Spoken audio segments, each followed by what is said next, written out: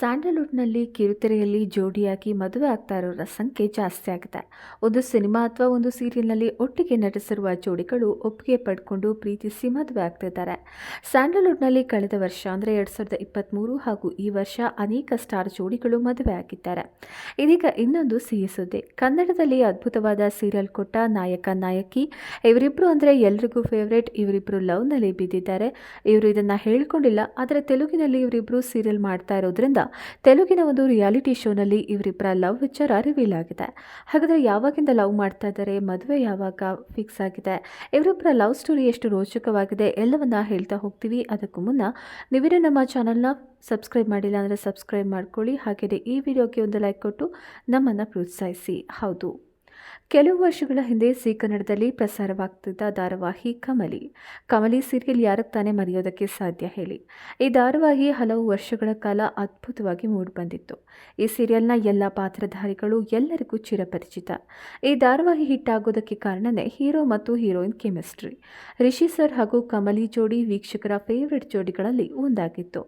ರಿಷಿ ಕಾಲೇಜಿನ ಲೆಕ್ಚರ್ ಆಗಿದ್ರೆ Kamali Rishi sir student ಆಗಿದ್ರು. ಇವರಿಬ್ಬರ ಲವ್ ಸ್ಟೋರಿ, ಆಮೇಲೆ ಕಮಲಿಯ ನಿಜವಾದ ಪೋಷಕರು ಯಾರು ಅನ್ನೋ ಒಂದಷ್ಟು ಡ್ರಾಮಾ, ಇದೆಲ್ಲದರ ಜೊತೆಗೆ ಈ ಸೀರಿಯಲ್ ಅದ್ಭುತವಾಗಿ ಮೂಡಿಬಂದಿತ್ತು. ಅದೇ ಜೋಡಿ ರಿಯಲ್ ಲೈಫ್ನಲ್ಲೂ ಜೋಡಿ ಆಗ್ತಿದ್ದಾರೆ ಅನ್ನೋ ಸುದ್ದಿ ವೈರಲ್ ಆಗ್ತಾ ಇದ್ದ ಹಾಗೇನೆ ಅವರ ಅಭಿಮಾನಿಗಳು ಸಿಕ್ಕಾಪಟ್ಟೆ ಖುಷಿಯಾಗಿದ್ದಾರೆ. ಯಾಕಂದರೆ ಈ ಸೀರಿಯಲ್ ಟೈಮ್ನಿಂದ ಇಲ್ಲಿಯವರೆಗೂ ರಿಷಿ ಮತ್ತು ಕಮಲಿ ಅಂತ ಒಂದಷ್ಟು ಫ್ಯಾನ್ಸ್ ಪೇಜ್ಗಳು ಸಹ ಹುಟ್ಕೊಂಡಿದೆ. ಇವರಿಬ್ಬರು ಮದುವೆ ಆಗಬೇಕು ಅನ್ನೋದು ಅನೇಕರ ಬೈಕಿ ಕೂಡ ಆಗಿತ್ತು. ಇವರಿಬ್ಬರ ಲವ್ ಇದೀಗ ಹೇಗೆ ರಿವೀಲ್ ಆಯಿತು ಅಂತ ಗೊತ್ತಾದರೆ ನಿಜಕ್ಕೂ ನೀವು ಕೂಡ ಆಶ್ಚರ್ಯ ಪಡ್ತೀರಿ.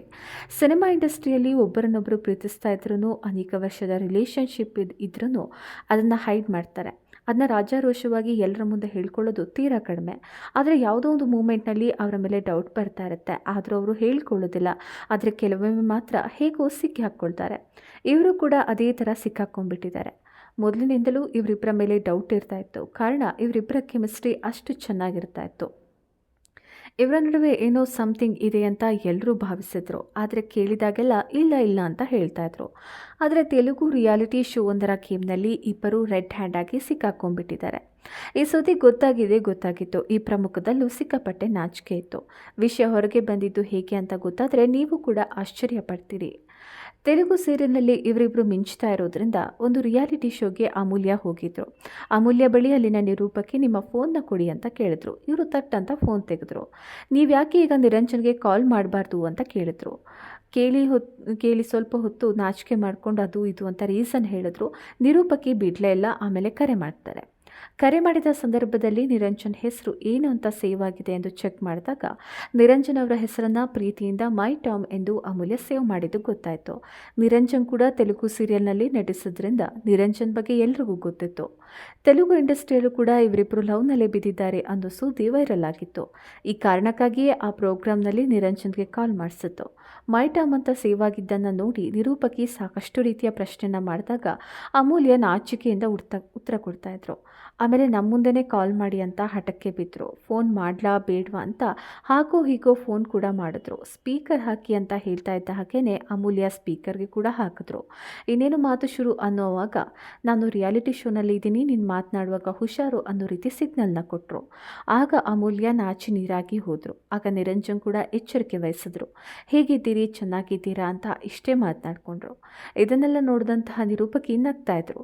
ಯಾವಾಗ ಕಾಲ್ ಮಾಡಿದ ತಕ್ಷಣ ಇನ್ನು ಏನೇನೋ ಮಾತಾಡ್ತಾರೆ ಅಂತ ತಕ್ಷಣ ನಾನು ಪ್ರೋಗ್ರಾಮಲ್ಲಿದ್ದೀನಿ, ಸ್ಪೀಕರ್ಗೆ ಹಾಕಿದ್ದೀನಿ ಅಂತ ಯಾವಾಗ ಹೇಳಿದ್ರು ಅಮೂಲ್ಯ, ಆವಾಗಲೇ ಇವರಿಬ್ಬರ ನಡುವೆ ಏನೋ ಇದೆ ಅನ್ನೋದು ಎಲ್ರಿಗೂ ಗೊತ್ತಾಗಿಯೇ ಬಿಡ್ತು. ಯಾಕಂದರೆ ಇವರಿಬ್ಬರು ನಾರ್ಮಲಾಗಿ ಪರಿಚಯ ಇದ್ದು ನಾರ್ಮಲಾಗಿ ಫ್ರೆಂಡ್ಸ್ ಆಗಿದ್ದಿದ್ರೆ ಸ್ಪೀಕರ್ ಹಾಕಿದ್ದೀನಿ ಹುಷಾರು ಅಂತ ಏನು ಹೇಳ್ತಾ ಇರಲಿಲ್ಲ. ಸುಮ್ಮನೆ ಹಾಯ್ ಏನು ಮಾಡ್ತಾ ಇದ್ದೀರಾ, ಎಲ್ಲಿದ್ದೀರಾ ಅಂತ ಕೇಳ್ತಾ ಇದ್ರು.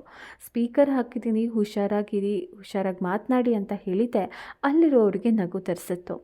ಇನ್ನು ನೀವು ದೊಡ್ಡ ನ್ಯೂಸ್ನೇನೋ ಹೈಡ್ ಮಾಡ್ತಾ ಇದ್ದೀರಿ ಅಂತ ಅಮೂಲ್ಯಾಗಿ ನಿರೂಪಕಿ ಪ್ರಶ್ನೆ ಮಾಡ್ತಾರೆ. ಆಗ ಇಲ್ಲ ಅಂತ ಮುಖ ಮುಚ್ಕೊಳ್ತಾರೆ. ನಿರಂಜನ್ ಜೋರಾಗಿ ನಗ್ತಾರೆ. ನಿಮ್ಮ ನಗುಮುಖ ನೋಡ್ತಾ ಇದ್ದರೆ ನೀವೆಷ್ಟು ನಾಚಿಕೆ ಪಡ್ತಾ ಇದ್ದೀರಾ, ಎಷ್ಟು ಬ್ಲಶ್ ಆಗಿದ್ದೀರಿ ಅನ್ನೋದು ಗೊತ್ತಾಗುತ್ತೆ ಎಂದು ನಿರೂಪಕಿ ಹೇಳ್ತಾರೆ. ಜೊತೆಗೆ ನಿಮ್ಮ ಮದುವೆಗೆ ಕರೀದೆ ಇರಬೇಡಿ ಅಂತ ಜೋಕ್ ಮಾಡಿದ್ದಾರೆ. ಇದಕ್ಕೆ ತುಂಬ ಮುಕ್ತವಾಗಿ ಉತ್ತರ ನೀಡಿದ ನಿರಂಜನ್, ನೀವು ಯಾವ ಸೀರಿಯಲ್ ಸ್ಕ್ರಿಪ್ಟ್ ಬಗ್ಗೆ ಮಾತಾಡ್ತಾ ಇದ್ದೀರಿ ಅಂತ ಕೇಳ್ತಾರೆ. ನಿರೂಪಕಿ ನಮಗೆ ಬೇಕಾದ ಕಂಟೆಂಟ್ ನಮಗೆ ಸಿಕ್ಕಿದೆ ಅಂದಿದ್ದಾರೆ. ಇಬ್ಬರ ನಗು ಆಟಿಟ್ಯೂಡ್ ನೋಡ್ತಾ ಇದ್ರೇ ಇಬ್ಬರು ಲವ್ನಲ್ಲಿ ಬಿದ್ದಿದ್ದಾರೆ ಅನ್ನೋದು ಗೊತ್ತಾಗ್ತಾ ಇತ್ತು. ಇನ್ನು ಈ ಹಿಂದೆ ಕೂಡ ಇವರಿಬ್ಬರ ಒಂದಷ್ಟು ಫೋಟೋಸ್ಗಳು ವೈರಲ್ ಆಗಿತ್ತು. ಕೆಲವು ಸಮಯದ ಹಿಂದೆ ಅಮೂಲ್ಯ ಹಾಗೂ ನಿರಂಜನ್ ಒಟ್ಟಿಗೆ ಏರ್ಪೋರ್ಟ್ನಲ್ಲಿ ಸೋನು ಸೂದ್ ಜೊತೆ ಕಾಣಿಸ್ಕೊಂಡಿದ್ರು. ಇಬ್ಬರನ್ನ ಜೊತೆಯಾಗಿ ನೋಡಿದಂತಹ ಅಭಿಮಾನಿಗಳು ಕೂಡ ಸಖತ್ ಖುಷಿ ಪಟ್ಟಿದ್ರು. ಈ ಹಿಂದೆಯೂ ಇವರಿಬ್ಬರ ಮದುವೆ ಆಗಬೇಕು ಅಂತ ಅನೇಕ ಫ್ಯಾನ್ಸ್ಗಳು ಅಂದ್ಕೊಂಡಿದ್ರು. ಸಿನಿಮಾ ಇಂಡಸ್ಟ್ರಿಯಲ್ಲಿ ಇದೆಲ್ಲ ಕಾಮನ್. ತೆರೆ ಮೇಲೆ ಜೋಡಿಯಾದವರು ತೆರೆ ಹಿಂದೆಯೂ ಪ್ರೀತಿಯಲ್ಲಿ ಬಿದ್ದಿರ್ತಾರೆ. ಅಮೂಲ್ಯ ಹಾಗೂ ನಿರಂಜನ್ ಜೋಡಿ ತುಂಬ ಮುದ್ದಾಗಿದೆ. ಈ ಇಬ್ಬರು ಕೂಡ ಪ್ರೀತಿಯಲ್ಲಿ ಬಿದ್ದಿದ್ರೆ ಮದುವೆ ಆದರೆ ಚೆನ್ನಾಗಿರುತ್ತೆ ಎಂದು ಆಶಯ ಪಡ್ತಾ ಇರೋರೇ ಹೆಚ್ಚು. ಒಟ್ನಲ್ಲಿ ಇವರಿಬ್ಬರ ಹಾವಭಾವ ನೋಡ್ತಾ ಇದ್ರೆ ಲವ್ವಲ್ಲಿ ಬಿದ್ದಿರೋದಂತೂ ಫಿಕ್ಸ್ ಎಂದು ತೆಲುಗು ಇಂಡಸ್ಟ್ರಿಯವರು ಫಿಕ್ಸ್ ಆಗಿದ್ದಾರೆ. ಈ ಬಗ್ಗೆ ನಿಮ್ಗೇನು ಅನಿಸುತ್ತೆ ಅನ್ನೋದನ್ನು ಕಮೆಂಟ್ ಮಾಡಿ ತಿಳಿಸಿ.